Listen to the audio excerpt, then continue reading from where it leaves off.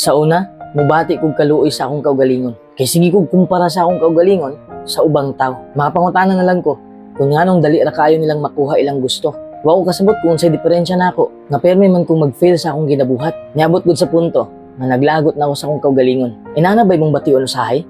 Ang pagbati nga kulang ka sa katakos. Nakapugong ba nimo sa pagbuhat sa mga butang nga wa pa nimo masulay? Mawad-an ba ka usahay og pagsalig sa kaugalingon tungod sa komento sa mga tao? Tungod ba sa nangaging kapakyasan, mo surrender na ka? Kung mao, unsaon nimo pagdawat ang imong mga failure? Number 1, ayaw sag-unhi ang panghitabo. Usahay man gud, bisag wa pa ka kabuhat sa usa ka butang, nagtuo na dayon ka nga mag-fail jud ka.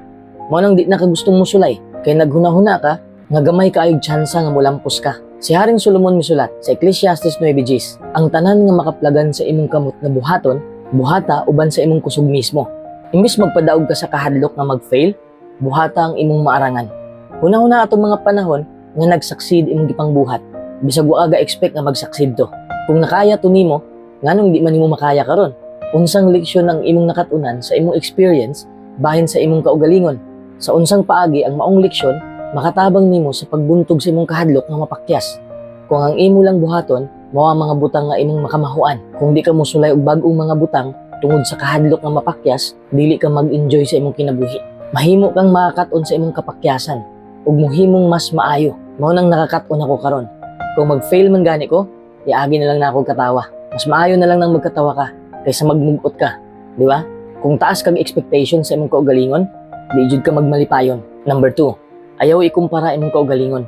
Kung ang uban nag-succeed sa usa ka butang, mubati ba kang failure kay wa ka makahimo sama sa iyang himo? Mubati jud kang failure kung sige kag kumpara sa imong kaugalingon. Dapat mag-focus lang ka sa imong ginahimo. Pero buot bang ipasabot na kung nag-succeed siya, failure na ba ka?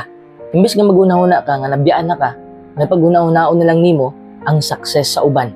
And at the same time, focus sa imong strength. Number 3, padayon lang gihapon. Bisag ikapila ka nag-fail, padayon lang gihapon. Usahay man gud magunahuna ka sa experience nimo nga permi kang nag-fail.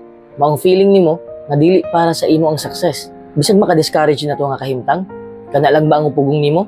Kung nadaog ka sa usa ka weakness, nagpasabot ba na nga walay puruhan nga molampos ka?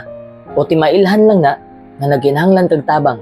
Kung matumba ka samtang nagdula, syempre malipay ka kung naay mo tabang nimo. Para makapadayon kag dula, nganong di nimo himuon ang sama ana kung bahin sa pag-atubang sa imong kapakyasan?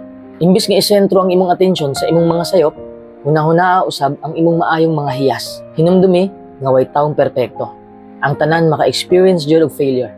Kung makakat-on ka sa pagdawat ana, ug maningkamot nga maulian dayon, makabaton kag maayong hiyas nga makatabang nimo sa dihang hamtong ka na. Ang Proverbio 24:16 nag-ingon, ang taong matarong mahimong matumbas sa makapito, ug siya mubangon gayod. Dapat inaanay mong mindset.